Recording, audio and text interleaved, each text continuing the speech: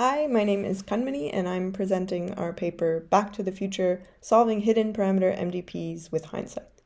This is work I did together with Daniel Cameron, Tiago Dias-Mau, Frans Oliehoek and Matthijs Spaan. Imagine that you're driving onto a busy highway and you need to merge into the flowing traffic. At first, it might be unclear where or when you should attempt to merge, and without knowing what other drivers are likely to let you in, you can only guess.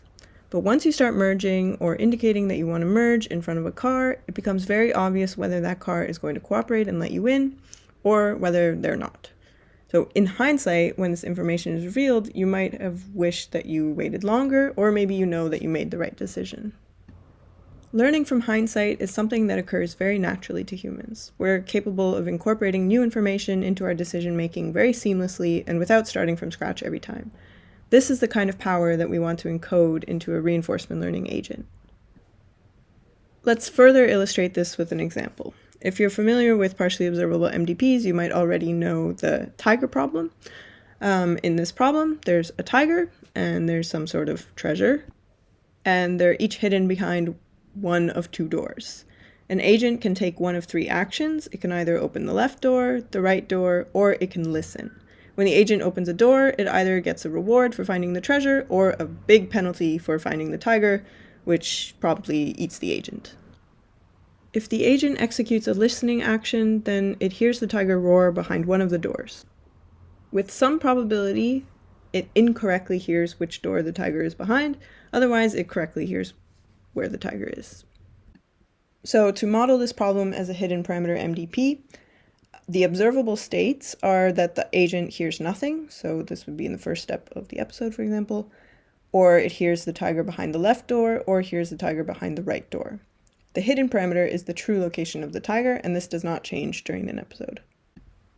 In a hindsight-enabled hidden parameter MDP, which is what we introduce in this paper, we add an additional parameter f. This is the mechanism that reveals the hidden parameter. So in the tiger problem, for example, once the door is opened, a reward is received, we know with certainty where the tiger was. This is the kind of knowledge that is provided by an expert and encoded in this parameter f. The entire method for solving a hindsight-enabled hidden parameter MDP is shown in this figure here. Our agent in blue wants to learn a policy for solving the tiger problem. It takes actions and receives observations. At the end of an episode, these actions and observations are labeled in hindsight, and the labeled data set is then used to train a supervised learning model. This model, or predictor, takes segments of histories as input and outputs the predicted label and its uncertainty. I don't talk about how to get this uncertainty value in this talk, but if you want to know more about that, please check out the paper or ask me. During an episode, then, the history segments are fed into the predictor, and then the outputs, so this is the predicted label and the uncertainty, go to the agent. The agent's policy is learned on the combined state space of the observation and the output from the predictor. In this way, only the predictor has to deal with the histories of observations, and the reinforcement learning agent learns its policy based on information from a single time step. By including the uncertainty in the predictor output, we give the agent all the required information it needs to learn to take information gathering actions when it's necessary. So why would we want to do this at all? Well, one thing we might say is that reinforcement learning is hard, but supervised learning is easy. And so in this way, we can leave the hard part of predicting the hidden values from histories to a supervised learning model, while the job of the policy optimizer is simplified. But more generally, taking this kind of decomposed and modular approach allows us to do several things. First, it enables us to make use of existing data sets for our reinforcement learning agent. So in general, doing offline reinforcement learning or reinforcement learning on a fixed data set is hard and generally accepted to perform quite poorly. But in this case, we could train just the supervised learning predictor on offline data, and then when we learn online, we can hopefully bootstrap our learner, but also avoid some of the issues that happen when doing offline RL. This modular approach also enables us to transfer knowledge either by reusing the predictor or reusing the policy from one task to another related task. Secondly, this also allows us to use abstraction. So in many problems, the variables that are required to predict the hidden parameters may be different from those that are required to learn an optimal policy. So for example, in the highway merging problem, a particular car may need to know about its surrounding vehicles in order to drive optimally, but in order to predict whether another car is going to be cooperative or not, it needs the surrounding vehicles and behavior of that other car. And so instead of including all of this information in its policy optimization problem, it can separate the two. And finally, taking this kind of decoupled approach can give us insight into what an agent actually knows and is confident about and what it doesn't know. So usually all of this information gets lost in this kind of single policy optimizer, but instead we get some kind of concrete information about the agent's belief. I will quickly mention some of our results, but if you want more details, please check out the paper.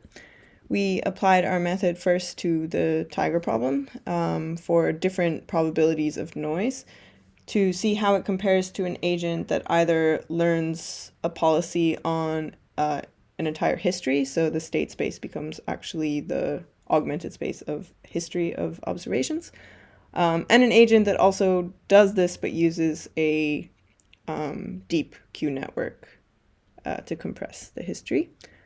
And so we see that even in this very small 6-state problem, our method converges to a better policy faster.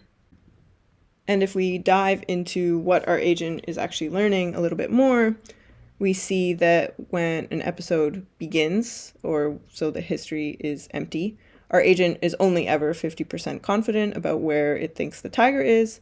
But when we have a single observation of hearing the tiger roar on the left, then our predictor eventually converges to a confidence of 90%, which corresponds exactly to the 10% probability of noise in this particular environment. We also applied our method to a continuous problem. So in this problem, we modified the cart pole environment from OpenAI Gym to include a hidden parameter that refers to a certain target location where the cart should be held in order to get reward. And there's noise in this reward function, so the agent needs more than a single observation in order to glean what this hidden parameter value is. So from these plots, you see that again, we saw improvements in how quickly or in how many steps our agent was able to converge to a good solution. And finally, we investigated the transfer of both the policy and the predictor in the two problems that I mentioned.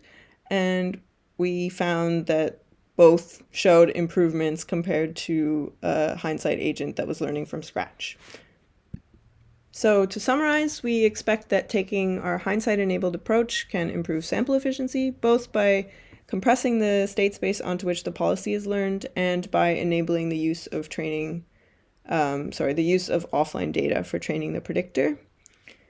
Our approach also facilitates transfer of either the policy or the predictor and gives us an opportunity for further abstraction of the state space and more explainable reinforcement learning processes. In future work, we'd like to investigate how pre-training the predictor on offline data can improve learning online and whether it can mitigate some of the issues that we see in offline RL. We'd also like to apply these ideas to more complex problems and formalize the expected improvements. And finally, we'd like to generalize the method to partially observable MDPs. Thanks for listening, and please let me know if you have any questions.